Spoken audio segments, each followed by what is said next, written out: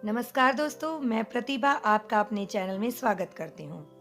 आज का टॉपिक है जैसा करोगे वैसा भरोगे। इसका मतलब ये है कि हम अपनी जिंदगी में अपने कर्मों के ही परिणाम भुगतते हैं।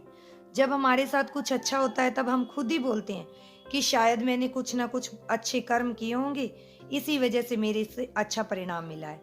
जब हमारे साथ कुछ बुरी घटना घट जाती है तब भी हम यही बोलते हैं कि शायद मैंने कुछ बुरा किया होगा जिससे हमारा परिणाम बुरा मिला है।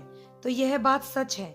हम जैसे कर्म करते हैं वैसे ही परिणाम हमें भुगतने पड़ते हैं। जैसा बीज आप बोते हैं वैसी ही फसल आपको काटनी भी पड़ती है। इसे लेकर मुझे एक स्टोरी याद आ रही है जिसे मैं आप सबके साथ शेयर करने वाली हूँ। मुझे लगा आपके साथ उस स्टोरी को जरूर शेयर करना चाहिए। एक बार एक गांव में एक किसान था। वह हर हफ्ते एक बकरी वाले को 1 किलो घी सप्लाई करता था। अब एक दिन बेकरी वाले ने सोचा कि क्यों ना मैं घी को तोल कर देखता हूँ। जब बेकरी वाले ने घी को तोल कर देखा तो पाया कि घी 1 किलो से कम है। और यह देखकर बेकरी वाले को गुस्सा आ गया कि पैसे तो मैं 1 किलो के दे के रहता हूँ, लेकिन घी तो 1 किलो से कम है। और उसे अपना गुस्सा शांत करना था, क्योंकि अब उसे न्याय चाहिए था। न्याय पाने के लिए वह कोर्ट जाता है। कोर्ट में जाकर किसान के ऊपर केस कर देता है कि मुझे काफी लंबे समय से 1 किलो कम घी दे रहा है। यह किसान अब केस जब हाई कोर्ट तक पहुंच जाता है तो उसके बाद जज साहब किसान को अपने सामने बुलाकर सवाल पूछते हैं कि तुम कौन से बाट का इस्तेमाल करते हो घी को तौलने के लिए। तो किसान जवाब देता है कि जनाब, मैं तो ज्यादा पढ़ा लिखा नहीं हूँ, मुझे बाट से तौलने वगैरह के बारे में इतना पता नहीं है। मैं तो सिर्फ तराजू का इस्तेमाल करता हूँ।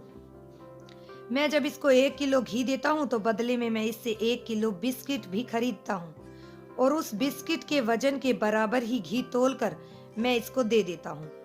अगर मेरे घी कम है तो इसका मतलब यह है कि यह मुझे बिस्किट भी कम दे ही देता है। तो बताइए मेरी क्या गलती है।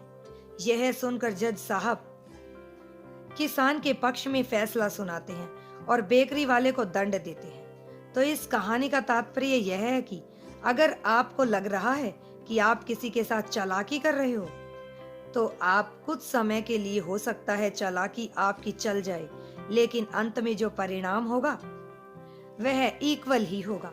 आपने जैसा किया है वैसा आपको भुगतना भी पड़ेगा।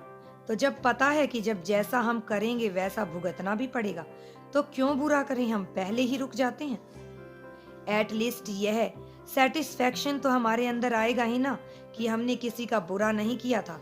तो इस कहानी से यह तात्पर्य मिलता है कि आप जैसा करोगे वैसा भरोगे। तो अच्छे कर्म करिए, अच्छे परिणाम आपको मिलेंगे। अच्छी सोच रखिए और पॉजिटिव सोच के साथ हमारे चैनल को अभी सब्सक्राइब कर दीजिए। अगर आप वीडियो पसंद करते हैं तो वीडियो को लाइक, चैनल को सब्सक्राइब कर दीजिए।